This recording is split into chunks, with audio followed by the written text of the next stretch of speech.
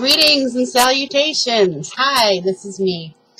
Finally back from the long hiatus I took over the holiday season. It's, it's kind of busy and, the usual stuff. And most of my TV shows were off during this time, so it was easier for me to just take a little bit of a break and a breather and go, okay, everything's good now. And I think the only show that I really wanted to get into today, the one that I was going to get really into today, was NCIS because of an issue that I'm having with this show currently. Namely, 2 words, Ellie Bishop. I do not like her. And I've given her several episodes. I've given her at least 4 episodes to try to grow on me just a little, with her little quirkiness and her little, cutesy quirkiness. It's not working. She doesn't fit to me in my idea of NCIS and of an agent. I mean, she doesn't fit. She's not fitting as far as I'm concerned. It still looks very uncomfortable to me to listen to her and watch her on the screen because she's jarring every time you see her. It's like she's not, and I'm not saying that Emily Winters is a bad actress, but she's not doing a very good job of sucking me into this character. And it makes me think of Family Guy when Peter Griffin says about Meg's play, he's like, I want to let you guys know that you're really not sucking me in. I am very aware that I am watching a play. That's what I'm saying. I'm very aware that I'm watching an actress playing a role rather than watching the role as fluidly as Cote DePaulo played it, even from the beginning. I watched her first episode and she was very comfortable. And it seemed she almost fit seamlessly into it. Like, every character that they brought in up until now has fit in seamlessly with the show. And this one doesn't. And she hasn't grabbed me yet, and she's probably not going to. And it's not because she's not Ziva, and it's not because she's a totally different character than Ziva. That's not the point. I would have been able to live with this character if I thought the actress playing her was better suited for the role of being a quirky little girl. Besides, we already have enough quirk on that show with Abby. We don't need any more of it. I think that the portrayal of her, sitting there and, on the floor or sitting on the desk, rather sitting in a chair, is supposed to be cute. It's supposed to be adorable. It's supposed to be likable. And it's not. It's annoying. It's like, God, can you just sit in a chair like a normal person? And it's coming off as that way. And from what I'm reading and I'm understanding, the majority of the fans are starting feeling this way. A lot of people are not watching the show now because they can't deal with it without Ziva, but that's not the fact that she's not Ziva is not the problem that I'm having with this show. And it's that she's not fitting. The chemistry isn't there. You're not getting that instant kind of zing-zang that you got when Cote walked in the door and freaking, and immediately had it with everybody in the cast. It worked. There was some friction. Besides, there was some friction there as well when she walked in because he was taking over for Kate, and everybody loved Kate. And there was some friction between her and the characters. There was this, growing and feeling out period in which they got used to each other. They started liking each other. Because Abby didn't like Ziva at first. Abby didn't, and, none of them liked Ziva at first except maybe for Gibbs. And Ducky likes everybody, but it didn't, they kind of, it took a while, then there was that friction that created the chemistry, that created this character that we started to love, because we felt that she was really trying, but she didn't necessarily run her feelings about herself and what people felt about her either. Ziva was very, I don't give a shit what you think about me. I'm just going to do this job. And she won everybody over as a result, and she was there for 8 years, and now she's gone, she leaves, she's still alive, she's out there somewhere, and it's like she's dead. It's like nobody's talking about her. Nobody will even mention her on the show. Like, her name will not even get mentioned. I haven't heard her name mentioned since the 3rd episode of this season. Like, maybe once. Agent Boren mentioned it once. But other than that, has anybody said her name? Has anyone even, acknowledged that she was even there? I mean, the way that Tony was with, when, with the first couple episodes without her, he was very, you know, he was very broken up about it, and then all of a sudden, boom. It's like, okay, she wasn't that great, it wasn't that important, so we're just gonna completely write her out, try to get you used to this new girl. You gotta think that sooner or later they gotta bring her up. They haven't talked about her at all, and they're dealing with a terrorist that's from the Middle East and stuff and whatever, and this is normally where Ziva's expertise would be. But no, we got this little blonde chick from the NSA talking about it instead. It doesn't feel right, and it still doesn't feel right, and I don't think it's gonna feel right, and I can't see her being permanent, and I can't see this show going on much longer if the writing's gonna be this bad. It's getting bad, and it's not. It's like the last episode, you know, the stuff with McGee was pretty good. I like that stuff. And I like Kate's sister, who comes back every so often. That's pretty cool, too. But other than, you know, that, you know, it's starting to get the sophomoric kind of way that it had in the first couple of seasons with Kate, in which, you know, they had a character that wasn't as sure of herself with the guys. And so they started acting like idiots and being, you know, I want to say chauvinistic, but more like condescending. She can't handle Tony the way Ziva could, and she's not fitting in. I mean, and I'm not the only one who said that. A lot of people are saying that. She's just not fitting in. She's not, and it's no offense to the character written, you know, or the fact that she's not Ziva, because I would have taken somebody who was not Ziva if I felt that the character was meshing and could handle herself with these idiots. You know, with Tony, you know, who can be a dingbat, you know, when it comes, you know, especially dealing with women, you know, of his equal ilk and stuff, you know, whatever. A lot of fans would have liked to have Agent Boren in there. I would have been fine with Agent Boren. I love Diane Neal from when she was on SVU. She was awesome. And she could hold her own with these guys, and that's what you need is a girl that can hold her own. And Ellie just, you know, as much as she, you know, subdued that guy in that first episode she was in, it really, you know, other than that, she doesn't seem like she can handle herself yet. She doesn't seem like, you know, and maybe she'll get better at it, I don't know, but it's just not working for me. I can't see her, like, the way I see Ziva. It's getting harder and harder and harder for me to watch this show. Yeah, and like you said, mentioned with McGee and his girlfriend, Delilah, which, you know, McAbby all the way, thank you. But it's probably not going to happen at this point. So I miss Ziva. I miss her a lot. I think that Ziva was a part of what made that show what it was, and I think that she was a big part of that balance. And I understand that Cote left and that she didn't give them much of a choice in recasting, but she and the producers have also made it clear that she's not dead, which means that she can come back at any time. So don't be shocked if you see Ziva back sooner rather than later, if this train wreck that is Ellie Bishop continues. And like I said, it's not that she's not Ziva, it's just that she's her, and she's just not, it's not the right fit for me. So I'm hoping that she's temporary and that they find someone else, or that they find a way to get Cote back on the show. I just don't see this show going on much longer. It's in its 11th season now, and it's, you know, you can tell that the writing's starting to get a little stale. I mean, the first couple episodes are really, really good. Like, the first, 4 or 5 are really good, and then it's just gone downhill from there. Pretty much since they brought Bishop in. But, yeah, it's starting to go downhill, because it's trying to write her into this, and it's just not working for me. I can't put my finger precisely on why it's not working, but it's just not. And she just feels stiff, and I can't, you know, I don't think this actress is playing the role the way she needs to be played. And so, those are my thoughts on Ellie Bishop, and my thoughts on the lack of mentioning of Ziva, which is really bothering me at this point, because it's like, all of a sudden, you know, they mention Kate, regularly on this show. But Ziva goes away, and it's all of a sudden, boom, nobody wants to talk about her. And it's like, okay, let's just pretend that she never existed. So that part bothers me a little bit. Okay.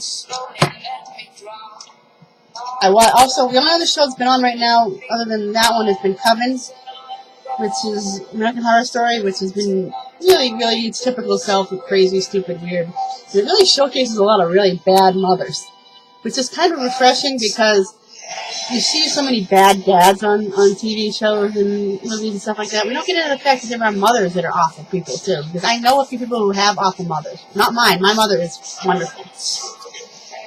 She does a lot of good things for me. She drives me crazy, but she does a lot of good things for me. And I wouldn't call her an awful mother.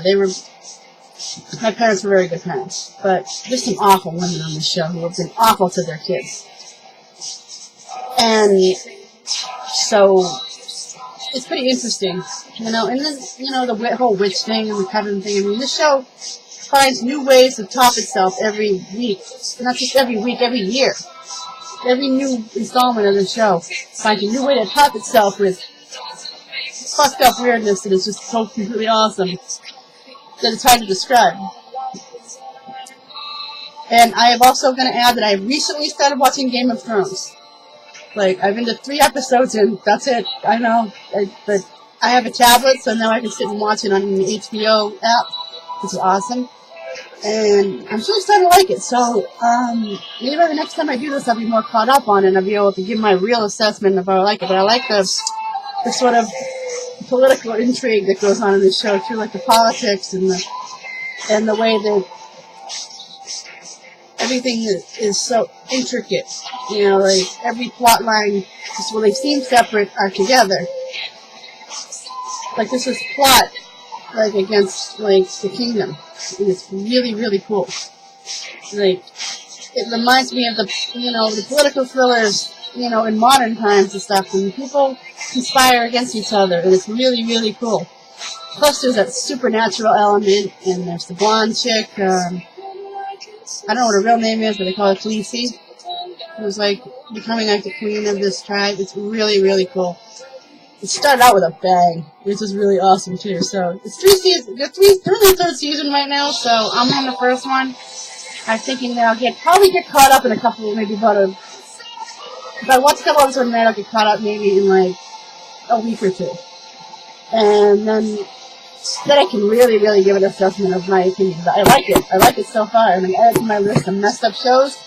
It may take over the spot that I formerly held for NCIS. This is probably the least messed up show that I watched.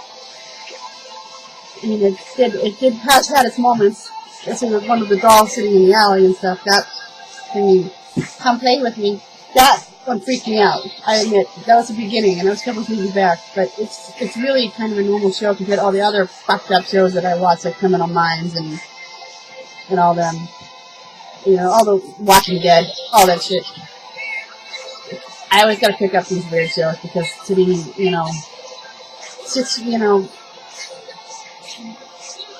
cop and hospital dramas they get old after a while, So they're like soap operas. They become like soaps and this stuff adds a supernatural element that I love in any show, like in Once Upon a Time.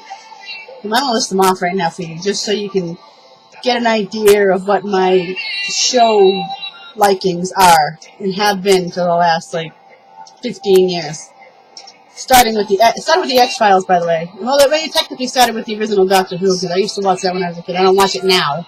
It's a little too far in for me to get into it now. I have a 6-season limit of what I'll catch up on. If it goes beyond 5 seasons, I'm just not going to try and catch up to it. So, no, I don't watch that Doctor Who, but it started with that original one. And then the X-Files, Obsession Plus.